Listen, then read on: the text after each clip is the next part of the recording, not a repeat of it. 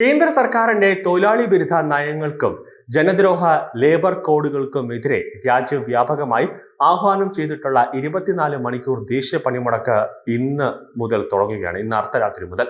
ഇന്ന് അർദ്ധരാത്രി തുടങ്ങി നാളെ 12 മണി വരെ നീളുന്ന പണിമുടക്കിൽ കേരളം പൂർണ്ണമായും സ്തംഭിപ്പിക്കുമെന്നാണ് സംയുക്ത ട്രേഡ് യൂണിയൻ നേതാക്കൾ വാർത്താ സമ്മേളനത്തിൽ പറഞ്ഞിട്ടുള്ളത്.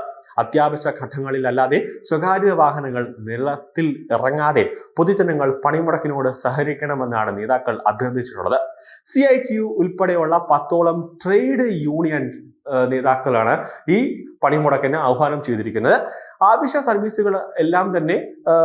സർവീസുകൾ മാത്രം, അതായത് പാല്, പത്രം ഇതെല്ലാം ഒഴിവാക്കിയിട്ടുണ്ട് എന്ന് പറയുന്നുണ്ടെങ്കിലും പത്രമായിട്ടോ അല്ലെങ്കിൽ പാലുമായിട്ടോ ഒക്കെ വന്നു കഴിഞ്ഞാൽ ഈ നേതാക്കളെല്ലാം തന്നെ എടുത്ത് തോട്ടിലേക്ക് എറിയുമെന്ന് ഇവർ ആദ്യമേ തന്നെ പറയുന്നുണ്ട്. കാരണം നാളെ ഒരൊറ്റ ദിവസം മാത്രമാണ് ഈ CPMന്റെ ഈ തൊഴിലാളി സംഘടനകൾ നാളെ ശരീരം അനക്കാൻ പോകുന്നത്. ബാക്കി എല്ലാ ദിവസവും, അതായത് ഒരു വർഷം മുഴുവൻ യുവമാര് ഈ ശരീരമൊന്നും അനക്കാതെ നോക്കുകൂലിയൊക്കെ ചോദിച്ചുകൊണ്ട് വെറുതെ അവിടെ ഇവിടെയൊക്കെ ഇരുന്നു കൊണ്ടാണ് ഇവർ ഓരോ ദിവസവും ചെലവഴിക്കുന്നത്.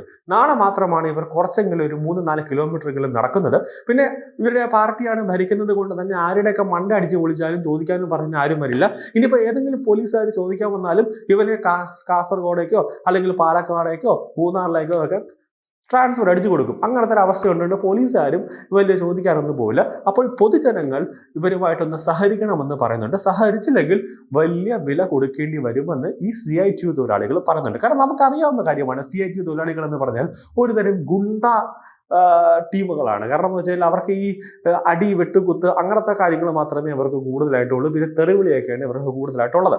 അതുകൊണ്ട് പൊതുജനങ്ങൾ ഇവരെ നാളത്തേക്ക് ഒരു ദിവസത്തേക്ക് സഹിച്ചാൽ നല്ലത്. ഇല്ലെങ്കിൽ ഇവരൊക്കെ വാഹനമൊക്കെ അടിച്ചു പൊട്ടിച്ചാൽ സ്വന്തം പോക്കറ്റിൽ നിന്ന് തന്നെ പൈസ എടുത്തു കൊടുക്കണം. കാരണം മുഖ്യമന്ത്രി പിണറായി വിജയനും അതോടൊപ്പം തന്നെ ധനമന്ത്രി ബാലഗോപാലിനും ഉൾപ്പെടെയുള്ള MLA-മാർക്കും മന്ത്രിമാർക്കും ഒക്കെ, സംസ്ഥാനം ഭരിക്കുന്ന മന്ത്രിമാർക്കും ഒക്കെ വാഹനം എവിടെയെങ്കിലും കൊണ്ട് ഇടിച്ചാലോ തട്ടിയാലോ പൊട്ടിയാലോ ഒക്കെ നേരെ ധനവകുപ്പിൽ നിന്ന് പൈസ കൊടുക്കും. ഒരു 10-15 രൂപ വേണമെന്ന് പറഞ്ഞ് ബില്ലടിച്ചു കൊടുത്താൽ അവന്മാരെടുത്ത് കൊടുക്കും. പക്ഷെ പൊതുജനങ്ങൾക്ക് അങ്ങനെയല്ല.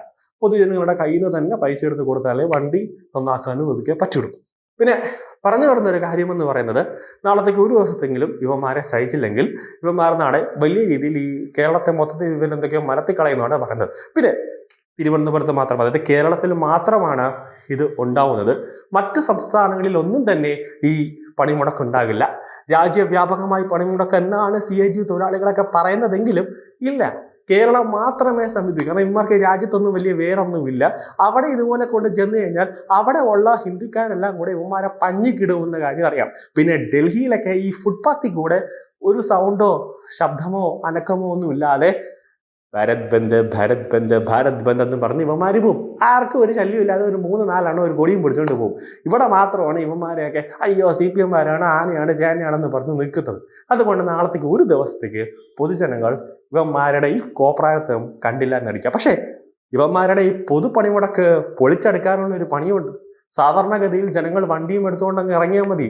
ജനങ്ങളുടെ മുന്നിൽ ഇവന്മാര് വെറും ഒലപ്പാമ്പാണ്.